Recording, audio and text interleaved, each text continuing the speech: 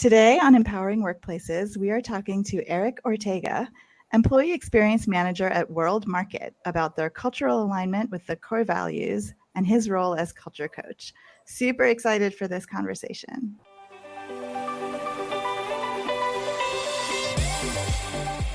Welcome to Empowering Workplaces, a show for everyone who wants to make work better and more fulfilling. We are your hosts, culture designer Maddie Grant and organizational psychologist Sonia Lucina. Join us in today's awesome conversation. Welcome, Eric. Oh my goodness, we're so thrilled to have you on.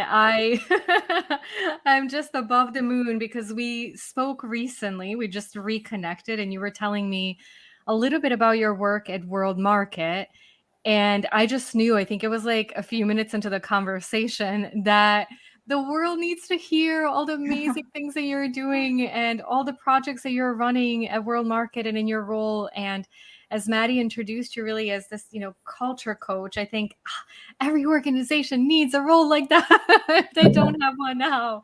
So just a very, very warm welcome to the show. We have so many questions for you because, again, I'm just so thrilled for you to share all the work that you've done with our audience. But before we jump into everything, would you please mind just taking a couple of minutes and introducing yourself, telling us a little bit more about you beyond your role in the organization? Then we'll jump in. Absolutely. Well, hi, Maddie and Sanja. Thank you so much for having me here today. I'm really excited as well to share some of the exciting things that we're doing at World Market and some of the projects that I've helped lead to really empower our workplace. And really my role there is a culture coach to leaders and to the business. So it's a little bit of partnerships with TA, you sprinkle in a little bit of benefits, you sprinkle in onboarding process and systems and other things. And it's this really unique unicorn kind of hodgepodge role that gets to work with a lot of different partners across all of our different business verticals. So our stores, distribution centers, our corporate home office. And I love it because we get to identify different ways to improve the overall employee experience, whether it's removing obstacles, right? Or just different friction, breaking down silos, which can get challenging but fun. We have different puzzle pieces, right, that we're putting together, sometimes not even having the right pieces that fit. So we're having to create them ultimately with an end goal in mind of like curating this really awesome experience for our associates to retain talent that are going to help us drive our business, that align with our values and the culture that not just we want as an organization, but I think that our employees just are also asking for and need from us. So this feels like a place where they want to work and they're proud to work for. I love that. I love it. Ditto. So you mentioned the word values, and that was actually one of the many, but one of the main reasons why Maddie and I would just love to have you on the show is that last time we spoke, you had mentioned you had just done a lot of values work at World Market, and then one of your values was empowerment. And I thought, Eric, this was the meant universe to be has spoken. I know, like if we need any more signs, like you absolutely have to come and talk about it. Now, I do want to take us a step back because a lot of the organizations that we talk with, like values are such a big thing, and values are something that has maybe been around since the company started, and it's something that's ingrained in the culture. And a lot of times I'll have people look at me and say, but, can we outgrow them? Can we change them? What does that mean for our organization? And of course, my answer is always yes, because as humans, we change and evolve, and our values change, and we learn, we get to know ourselves better. And it's true for organizations as well. Just because something served us really well at one point doesn't mean that that's something that we have to continue to be. So maybe if you don't mind telling us a little bit around what even initiated to start the Values Project, and then how you went about, what was your strategy in defining what you ultimately ended up with, and which values, aside from empowerment, did you end up with? Absolutely. Yeah, and I couldn't agree more. I think the values that you have, the culture that you have, the people you have in role kind of help get you to where you need to go to that next chapter. But once you get to that next milestone, like how do you need to reevaluate to continue to move forward and drive positive change and grow the business and your organization? And change is really what ultimately was the catalyst for this. So back in 2020, COVID-19 pandemic, trying to navigate that as a business, transitioning to a hybrid workplace, dealing with all of the different safety protocols in place to keep our team safe, which of course look different, for the corporate team versus stores versus DCs. You have this high turnover that's resulting because of the pandemic. On top of that, we're managing a divestiture from our former parent public company, now transitioning to privately owned. And so there's a separation of systems, of teams. Like we need to get a payroll team in place to help make sure everyone gets paid. We need to reallocate new heads and do all kinds of systemic changes across the organization, right? So there's new leadership that comes into place. So just change, quite literally every sense of the word across every vertical at every layer. It was very fast change happening at this very uncertain time where it just felt like I have no control in what's happening, right? Not in the world, not in work sometimes, because all the thing that I knew that I was supposed to come in and do has now shifted or looks different. So that was really the start of this, because as we looked under new leadership and we became privately held, we paused, or the senior team was okay, well, where do we want to go to next, right? How are we going to evolve and grow our business and really go from here into this next chapter for the brand? And that lent itself for an opportunity to reassess our existing values and our mission statement, our customer promise, to make sure we were meeting the needs of our employees and our customers for the new demographic that they were, for where we are today in this point in time, as the workforce has changed, as labor has changed, as customer demands and expectations have changed. So that was ultimately the catalyst that really drove it. And I would say something that heavily influenced this project was also that at that same time, I was tasked with setting up or formalizing the organization's first DEI, so diversity, equity programming as well. So inclusion became very top of mind, front of mind for our senior team as we were building out who are going to be our executive sponsors, how are we going to engineer inclusion into different existing processes or create new ones or new programs. And so I think that also is what kind of sparked this idea of, well, we're thinking about how we can provide more equitable access to everyone, how we can provide more seats at different tables across the organization so employees feel heard and empowered and included. Why can't this value project then become one of these ways in which we provide a seat at the table for our associates to share their voice and have a say and what this next evolution of the organization, the brand, and the culture is going to look like? Gosh, I love that so much, because it shows how strategic it was in the change that you were making, that it wasn't a vanity project or something oh, we want to change. I want to get a different hair color, just because it's fun. Nothing wrong with that. But it was a part of this bigger transformation. And so when somebody looks and asks, why are we doing this?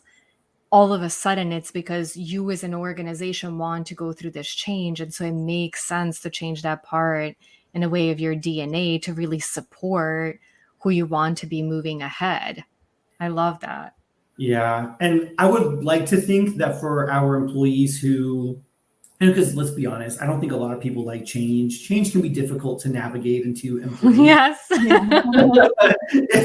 Whether it's a new hair color, a new job, a new system, it can be challenging. And so I think giving them a sense of empowering them with this ability to have an input or a say in the way yet another thing is going to evolve and change. I would like to think that it felt good, that it felt empowering, that it felt like I have a sense of control or a say in the type of place that I want to work in. And we got a lot of overwhelmingly positive feedback about, like, I can't believe you're actually asking us that. You care about what, like, I want the values to be and what's important to us. And, based off their feedback, we went from 6 to 3 values, right? We updated our mission statement, our customer promise, based off the feedback that the nuggets of information employees shared around, we're winning in this. We say we do this, but I think if we did it this way, so much better. Or have you ever considered, right, maybe like doing it this way? And it just sheds so much light into other parts of the business or processes that we weren't even really looking to understand, but it sparked other initiatives like the need for a new intranet, the need for training. And so we've started to develop all these other things that stemmed from this survey that we did that had nothing to do with the values, really. Yeah. We call those culture plays. It was amazing. Culture consulting. Yeah. Culture plays in a culture playbook. And it's all about processes and how you do things very concretely that you can change, big and small, right? Mm-hmm. And that's amazing because, one, I know we talked about 2 data points, and now as we're talking, I'm like, oh, they're both so relevant right now. So I'll mention one of them, and then we'll jump back to the other one. So you were mentioning surveys, and one of the questions, so as a part of our podcast, we ask 300 people across the United States a question that we just fielded a couple of days ago. So data hot off the presses. And one of the questions was, do you feel like your employer takes action based on feedback employees provide in company surveys?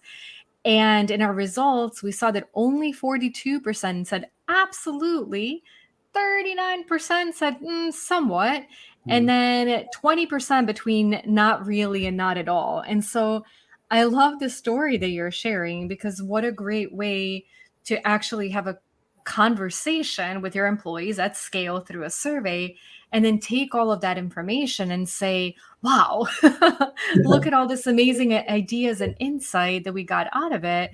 And look at, maybe it's something that we didn't even think would be as huge as it was, but it's all this input in how we can actually shape our values. What was the reaction to that from your employees? Because I'm guessing they probably didn't expect to have such a loud voice as a part of this big change.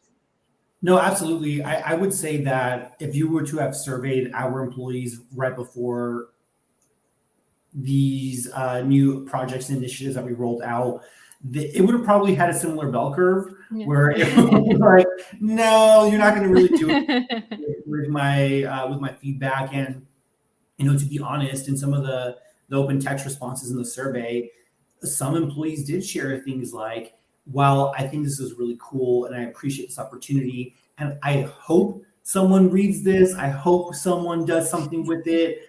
I'll be honest, I don't know if anyone will. And so that's where, and I don't blame them, right? Because I think a lot of us have had those experiences before. And I think that's where it was really fun to work with some of the executive sponsors on this team to really just be like, well, Bet, we're going to really, we're going to prove you wrong and show you that we can build a sense of trust with you, and we can earn that by really taking your voice. But I think to do that, we have to take another step back and really go into storytelling mode, because our employees then have to understand, what's the linkage that we're creating, right? How we can't just roll something out. We have to then go back and thank the individuals who contributed to that. And that's what we started doing as we rolled out the new values, of which are authenticity, respect, and empowerment. By the way, I don't think I answered that earlier.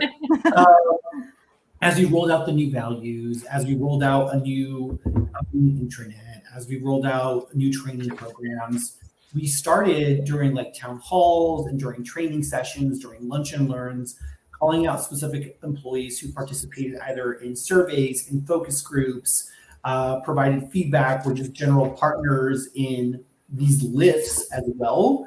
So people could really see like the faces behind these initiatives and this change. And I think that type of recognition is important as well to really help drive this message forward. Yeah, I really, really love that. And this just popped into my head, but my partner Jamie wrote a blog post that's called, the title of it is, "It's not survey fatigue, it's lack of action fatigue." So totally resonate with what you're saying. Yeah. No, well, and as somebody that's been on the back end of the data, like having sent surveys and looking at it, I also know how frustrating it can be to want to do so much and feel like you don't have the capacity to. So it's like you asked all these people for information, they shared really good things, and now you're looking and say, okay, when? There's so much that we can be doing. So I think it's really discouraging, I think, both ways when you're not able to do that. But when you are able to take such meaningful action, I think, Eric, to your point, like to tell that story, to make sure people realize how connected that is, to make sure they feel really valued for what they shared, because it's not just lip service. Like, I think most of us don't ask because we want to say we asked. And sometimes maybe we think we're looking for validation because we think we know what's going on. But I would say it's very rarely that you get some results back and you're like, oh, I would have guessed all of that. Usually you look at some of the findings, you're like, wait a minute, what's going on here? You know, whether it's at a global level or whether it's at, you know, more particular location or a division, there's always something very telling. So it's definitely like a strategic thing to do, not just like a checkbox around, oh, we should be doing, you know, our annual surveys or quarterly surveys. We did check, let's move on to the next thing. Right. Now, something else that we were talking about that I think is such a critical part of this equation is really, you know, you've done all this work, you got great input from your employees, you came up with 3 really powerful values: authenticity, respect, empowerment. And then it's about going back and making sure that your employees are internalizing that and that they know what they are and that, they know why you came up with them and what that really means. And so the other question that we had asked to U.S. workers across different industries, across different locations, was, do you know what your employer's company values are? And just over half of the respondents said, yes, I know all of them. 31%, or just under a third, said, yes, I know some of them. 8% said, I don't really know what they are at our company. 4% said, we don't have company values. And 5% said, I'm not actually sure what company values are. And so we looked at this data, and I would love for you to share, what was your reaction when you saw it? Yeah, I mean, that's one of the questions we actually asked our employees before we asked them to drill into, you know, rate our actual values and how we're defining them, the degree to which we're living them. One of the first questions on the survey was, do you know what they are? And we had similar results to this poll that you just shared, where about half said yes, and the other half were like, I know some of them, or I don't really know them at all. I've never seen these before. And what was really interesting to me was how different the responses were across different business verticals. So as I looked at the data from our corporate home office to our DCs to our stores, it was very split in how each of them, their level of education around them, their ability to, like, an awareness of them, the ability to recall them, understand them. And as I started to peel back the layers with the partners I was working on this project with, it really came down to the differences in how each of these verticals had initially socialized them, rolled them out, managed corporate comms around them, and more importantly, had like engineered them into or integrated these values into how they're speaking about recognition, how they're managing talent, how they're included in things like the appraisal process or during the interview process. And because there wasn't consistency across the board, for me, that was the root cause as to why there was such discrepancies among each of the three verticals in their understanding of what the values were. And so we learned from that. And so as we rolled them around this time, we've been a lot more thoughtful around how are we going to ensure more consistency across all three business verticals to make sure all of our employees have the same level of education or access to understanding what they are. They're being held accountable to the behaviors that support them in the same ways, so it's fair. So now, I mean, when we rolled them out, everyone's like, "Oh, I'm just so glad it's done." And I'm like, "Oh, no. That was the easy part. That was the easy part. Now the lift is now how are we going to update our appraisal process, our interview guide, our job descriptions? You know, we can't just like roll out a poster, stick it on the wall, or put it in our handbook and say we're done.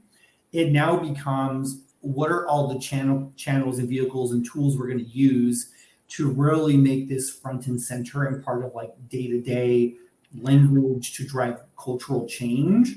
So I'm not surprised that the results were what they were, but I'm hoping that if we were to do a pulse check again a year from now, because we just rolled these out, we would see a difference and more people understand what they are now that they're a little more, they're simple, but it's also like you had to say what they were. So I'm hoping that it'll resonate more with you and you'll remember it more because it's what you asked for. Yeah, I agree. And it was interesting. I was recently having a conversation with a large healthcare company, and I think there are about 150,000 employees. And we were talking about their annual survey, and they said, you know, we generally get above 90% response rate. And we know in the world of survey, that's a pretty good one. And I asked them how, you know, what do you do? And they said, you know, it really ties back to our values. It's what we value as an organization. We know that it's, you know, a lot of what we ask is tied to our values, giving people voice, like in your case, empowerment ties to that. And so they said it's really about what our culture is and what we stand up to be. And, you know, I found that so refreshing because a lot of times when we think about it, and of course for us, like, you know, Question Pro, you use us for surveys. We have reminders. We have all these fun technology things that help people with completion rates. And of course we do. But if you don't have the culture that sustains that, if you don't have that foundation, no matter what technology you use or what kind of fun, fancy bells and whistles it has, it doesn't necessarily get you to where you need to be. So I think that I love everything that you're saying. I'm so glad to hear you say that in some ways the journey is just starting, because I have seen that a lot, that it's a big undertaking to define something as important as values. It's a big job. It's a lot of work. It's a lot of thinking, hours, iteration, all of it. You know, all of that. But in some ways, the hard work starts when they're done. Because now it's that, to your point, that internalization. How do we really weave it into our culture? And how do we in some way very naturally talk about it through everything that we do? So when decisions are made, our employees, our team members know that it was also because it was aligned to our values. When we're asking people to be, you know, participative and part of a decision, it's because it's tied to the values. When we want people to show up with who they are, like all of those different things. But I think for you, everything that you're explaining, it's almost this very nice playbook. And that's why part of the reason why I wanted us to have this conversation, because I do hope that for, you know, individuals, organizations who are listening, they're thinking about not only this larger goal of there's a lot of change happening, what a brilliant time to redefine who you are, but then also combined with some of the practical steps. And I think, you know, hopefully, I always hesitate when I say this, that we're out of the pandemic, because you just kind of never know. So I say it with caution, but we've gone through some difficult waves.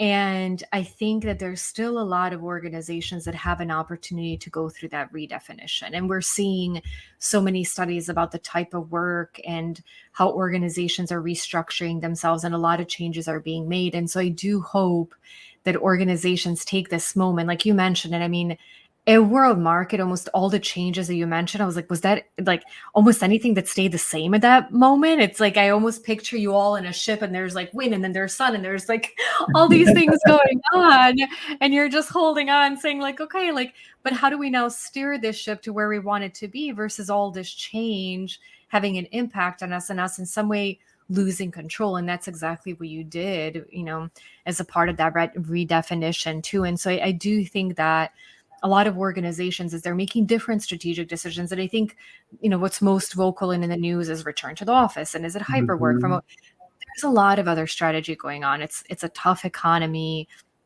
There are different demands in the market. Even different states in the US are passing different employment laws. So there's a lot to manage. What a brilliant time, again, I think, for a lot of people and organizations to take a step back and engage in some of that work that you did. And so for listeners that, are taking all of this in and saying, yes, I'm on board, what were maybe, some pieces of advice or some lessons learned, whether they're good or like, if I had a do-over, maybe I would do something differently, for somebody that's listening, that's strongly considering doing this exercise or maybe on their way? What are some things that you would maybe recommend to make sure they do or don't do? Right. Well, I would say you need to have a strong partnership and have executive sponsors for this type of undertaking and initiative. And I was very fortunate. I mean, the sponsors for this were our SVP of stores, SVP of HR, our president of the company, our chief merchandising officer. So we had a lot of big players who are heavily invested in the organization and manage our largest teams who were invested in this project. And establishing an early partnership with them, I think, really helped us move the needle and get the buy-in we needed to then really drive the message with everyone else in the organization, to encourage participation in the survey, to encourage participation in focus groups that we did with their teams, and help them and helping everyone else that reports under their verticals the importance of their voice. And then having them, since these executives are the ones that are oftentimes presenting at town halls and conferences and things like that, having them as an advocate for the importance of our values, how it links back to our culture, encouraging associates to have a voice, to speak up and reiterate that message that you are empowered to do these things and contribute to our business and share in that with us, I think goes a long way, because you're hearing it from the top and you're seeing the ways that they're doing it. And I think it just creates like an inspiring moment for everyone else to see that there is truth in what you're asking for and what you're presenting. And then I would say you really have to have a really open mind. Because as you mentioned earlier, you don't know where these results are going to take you. I think we started off with an assumption of our values probably won't change that much, or the results will probably look like this. And then when we started to dig in, it's like, oh, okay, we were wrong. But there was really good learnings in there. But if whoever is managing this undertaking, and then the partner that you need to then drive the change and continue with next steps, aren't open-minded enough to be embracing and accepting of that feedback, because also hearing change isn't the only thing that's hard. I think hearing feedback can also be hard as well. Yeah, for sure. Yeah. So you have to be really open-minded and comfortable with the idea that you might get back a result that says the way you've been doing things isn't working anymore, and how are you going to change that, right? And that could mean it's something personal, because maybe it was a process or an idea or something that you own, right? And like maybe you have to let go of it or rethink it. So for sure, that partnership and then the open-mindedness to actually then embrace the feedback, I think, are what helped us really drive the needle and would be required for anyone else for this undertaking. You're so right. I talk a lot about feedback, and usually I do it more in the sense of like personal feedback or like 360 feedback, but it's the same when it comes to the organization. Like there's still like that level of sensitivity and sometimes maybe a level of surprise. And I think for somebody like us that are so oftentimes tied to the organizational identity and to our roles, it's like you almost take it personally. I remember I've had conversations with my direct boss and my leader, and he's like, but Sonia, like, I mean, you are question pro, you're not. I'm like, but I am. Like, I can't detach myself from it. Like when I talk about it, like that's who I represent. Well, especially if you're senior executives, right? Like it is, you probably built some of these things that people are saying need to change. Oh, Maddie, you didn't know me in my early 20s. It was the same. And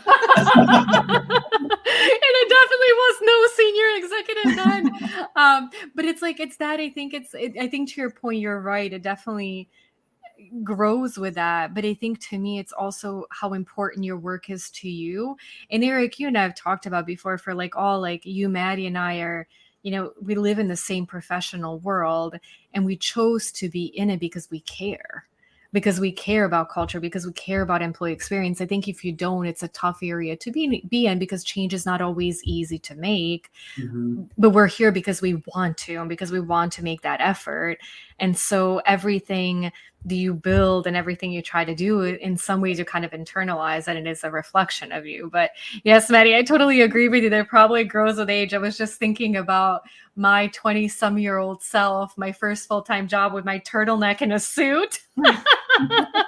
Thinking like every data analysis I was doing was like, if something was wrong with it, it's like somebody offended my child. But that's a whole other conversation. No, but I think that's also important too, right? Because there's this like innate sense of pride in the work that you're doing. And that's something that also came through loud and clear in the survey, which I found just really kind of like heartwarming as we look through the data, was that our employees shared like, it doesn't matter what I'm doing. It doesn't matter if I'm creating a marketing campaign or if I'm the one that's ringing people up at the cash register. There was this thread of like, I take pride in the work that I do. And I want to also find joy in the work that I'm doing. Like there's no reason because I'm at work that I shouldn't be able to experience or share joy in that moment with the people that I'm with. And so when things don't go well, or a process or a system feels clunky, or there's friction, or, it feels like maybe someone isn't holding up their end of the bargain when it comes to the type of person I want them to be at work or to contribute to this shared experience. That's why it doesn't feel good, because I care so much about the organization, because I have that pride, because I have that joy for what I do. That's why it feels personal.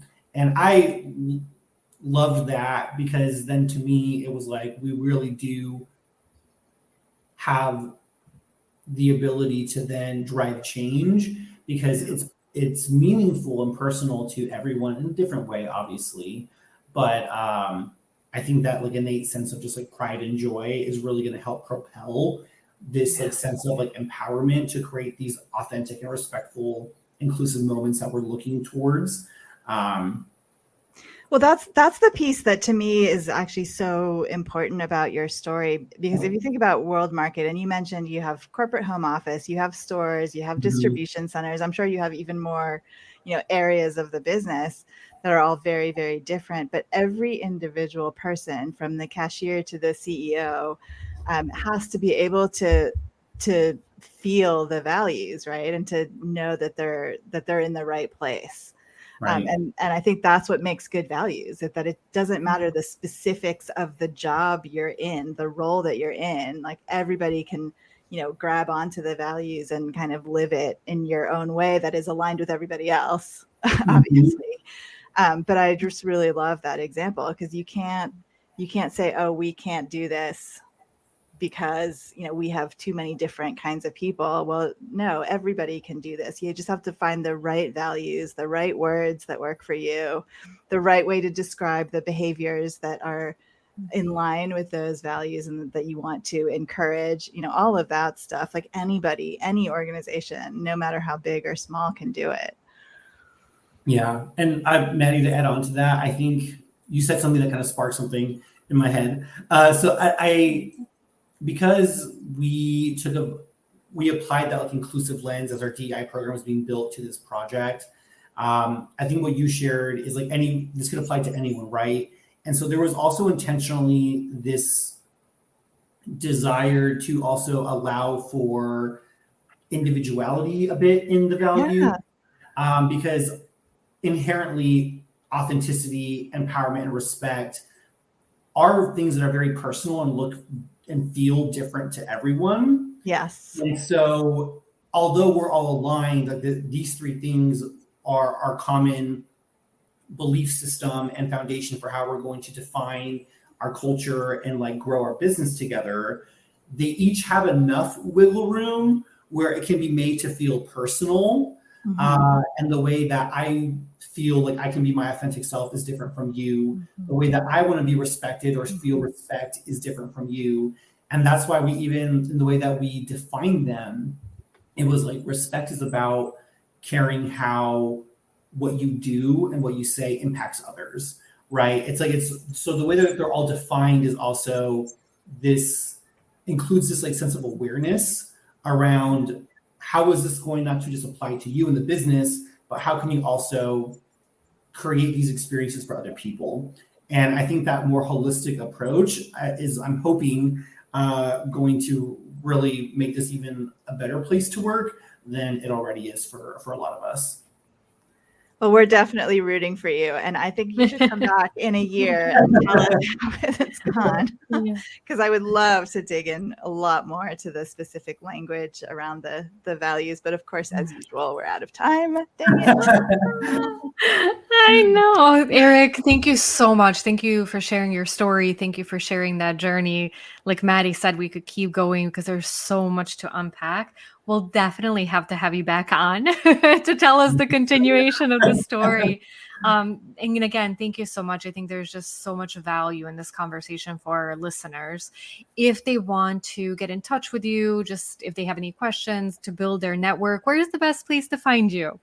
I'm on LinkedIn, so you just find me on LinkedIn, Eric Ortega. I'm on LinkedIn. You could also just shoot me an email at eric.ortega@worldmarket.com. But for sure, LinkedIn is probably like the easiest place to get in touch, and happy to grow my network and connect and geek out and grab a coffee, virtual coffee, whoever, to talk about this stuff. I'm like you both. I can talk about this stuff like for hours. Hours and hours. Yes. Oh, well, thank you a million again. And to our listeners, thank you for joining us, and we'll see you all again soon. Thanks so much, Eric. Yeah, thank you both. In addition to being the Empowering Workplaces host, I'm also the president of Question Pro Workforce, and I wanted to tell you a bit more about it because it so brilliantly aligns with our concept of empowerment. At Question Pro Workforce, we help organizations across the world better connect with their employees. We do this through continuous listening survey technology, as well as sharing our deep knowledge and expertise to help our clients know what questions to ask to most deeply connect with their workforce and take impactful action on data and insights they collect. Learn how Question Pro Workforce can be a great partner on your path to creating a really outstanding employee listening strategy and a remarkable organizational culture at questionpro.com/workforce.